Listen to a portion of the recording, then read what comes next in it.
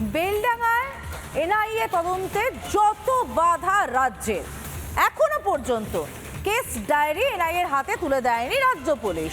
এবার চাপ বাড়াতে ইমেল করে এনআইএ কেস সংক্রান্ত যাবতীয় তথ্য চেয়ে পাঠালো। সূত্রের খবর, এখনো পর্যন্ত সে তথ্য গিয়ে পৌঁছায়নি এনআইএর কাছে। এরই মধ্যে অভিযুক্তদের সশরীরে হাজিরার বিষয়টা নিয়ে যতবার বলা হচ্ছে ততবার পুলিশের বক্তব্য তাদের নাকি এসকর্ট নেই। এনআইএ এবার আদালতে জানালো তারা নিজেরা চায় নিজেদের এসকর্ট দিয়ে অভিযুক্তদের নিয়ে আসতে। কেন রাজ্যের এত বাধা?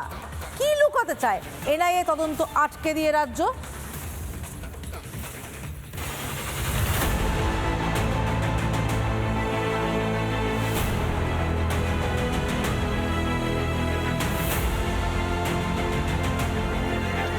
বেলডাঙ্গায় 16 ও 17 জানুয়ারি অশান্তির পর সময় গড়িয়েছে, পুলিশের হাত থেকে মামলা এনআইএর কাছে গিয়েছে।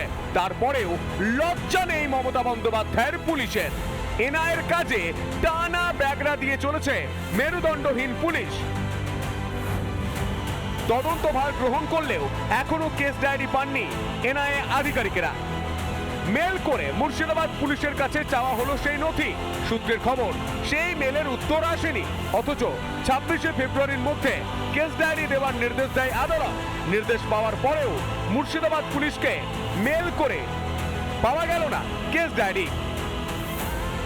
এদিন তৃতীয়বার বেলডাঙ্গার ঘটনায় অভিযুক্তদের আদালতে হাজির করানোর নির্দেশ ছিল, কিন্তু আগের দুই শুনানির মতো এদিনেও 31 জনকে পেল না এনআইএ আধিকারিকেরা। পুলিশের গাফিলতিতে কিন্তু হেফাজতে পেল না এনআইএ, এবং তারপরেই এনআইএ ক্ষোভ প্রকাশ করে। তারা জানায় যে রাজ্য পুলিশের যদি অক্ষমতা থাকে তারা তাদের ফোর্স এবং তাদের টিম নিয়ে গিয়ে এই আসামিদেরকে নিয়ে সেখানকার কোর্টে প্রোডাকশন করতে পারে। এবং তার পাশাপাশি এনআইএর যিনি আইনজীবী তার মারফত এনআইএ কিন্তু এটাও জানায় যে মুর্শিদাবাদের ল অ্যান্ড অর্ডার সিচুয়েশনকে এতটাই ডিটোরিয়েট করেছে যে যার জন্য প্রয়োজনীয় এসকর্ট এবং প্রয়োজনীয় ব্যবস্থা করতে পারছে না জেলা পুলিশ। এই এনআইএ তদন্তে বাধা দিয়ে কোন রহস্য লুকোতে চাইছেন পুলিশ মন্ত্রী মমতা বন্দ্যোপাধ্যায়? মুখ্যমন্ত্রী মমতা বন্দ্যোপাধ্যায় সমাজ বিরোধীদের সাথে আছে, এটা তো বাংলার মানুষ বুঝে গেছে এই 15 বছরে। সিডি পাঠাতে বলা হচ্ছে, এনআইএ তদন্ত হবে, সেটাকে বাঁচাবার চেষ্টা করছেন। এই মুখ্যমন্ত্রীর থেকে আপনারা বাংলার মানুষ আপনারা কি আশা করতে পারেন? রাজ্যের অপদার্থ পুলিশ তদন্ত করতে পারবে না, কিন্তু এনআইএর কাজ পণ্ড করতে ছলা কলার খামতি নেই। নিম্ন আদালতের নির্দেশকে চ্যালেঞ্জ করে কলকাতা হাইকোর্টে গিয়েছে রাজ্য জানিয়েছে এনআইএর হাতে তথ্য তুলে দেওয়ার বিষয়ে তাদের আপত্তি রয়েছে।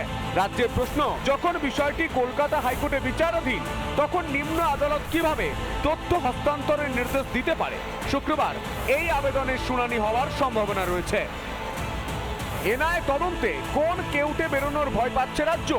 জঙ্গি সন্ত্রাসবাদীদের কি পুষতে চায় তৃণমূল সরকার? রিপাবলিক বাংলা।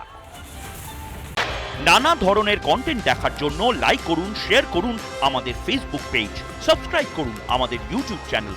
পাশাপাশি অন্যান্য ব্রেকিং নিউজের জন্য অবশ্যই চোখ রাখুন রিপাবলিক বাংলায়।